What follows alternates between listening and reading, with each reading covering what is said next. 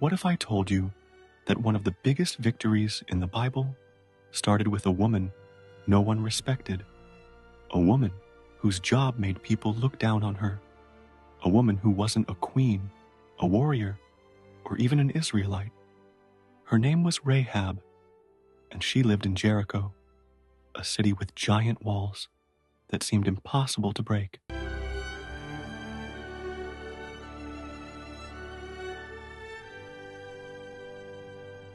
When two Israelite spies came to her house one night, she made a choice that would change everything.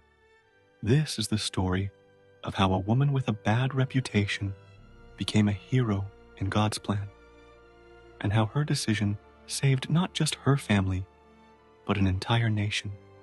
Jericho was a strong, powerful city. The people there thought their walls made them untouchable. They worshipped false gods, and they had no fear of Israel. Rahab lived on the edge, literally. Her house was built into the city walls. It was a place where travelers and soldiers stopped by. She heard all the latest news, and lately, people had been whispering about Israel.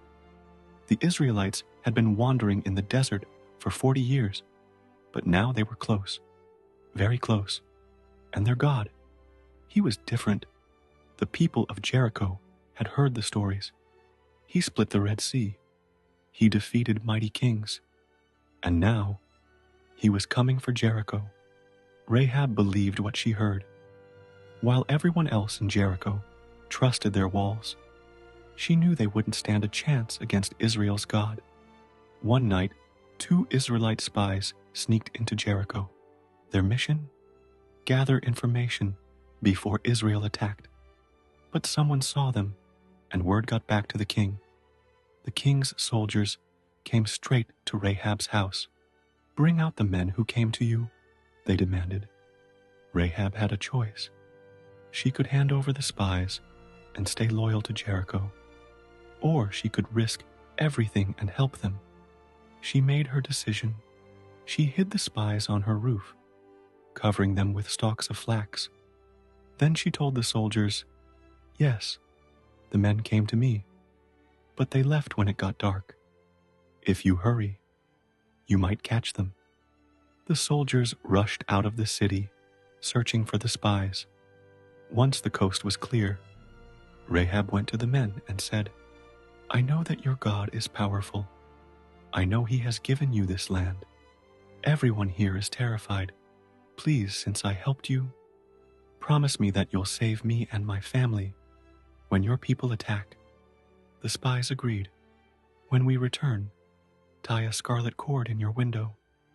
That way, we'll know which house to protect.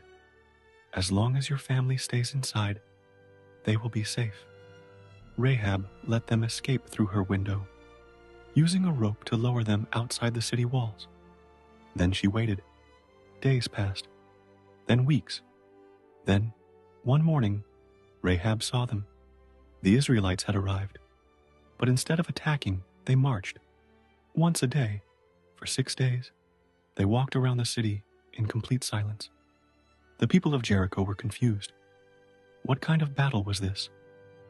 Then came the 7th day. This time, they marched 7 times. Then, suddenly, a blast of trumpets, a mighty shout, and the impossible happened. The walls of Jericho collapsed. Stone crumbled. Dust filled the air. People screamed and ran. The mighty city was falling apart before their eyes. But one part of the wall didn't fall. The part with Rahab's house. The spies rushed inside, just like they promised. They led Rahab and her family to safety. Rahab didn't just survive. She became part of Israel. She left her old life behind and started fresh.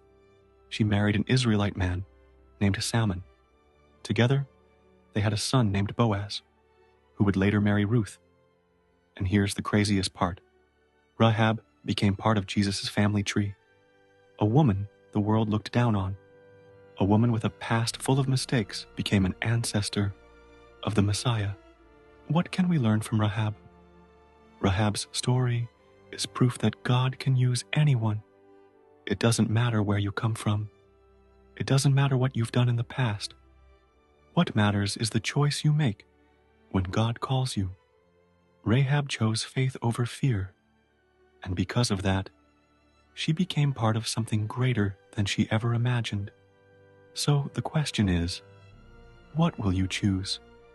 If this story inspired you, don't forget to like, share, and subscribe for more powerful stories from the Bible.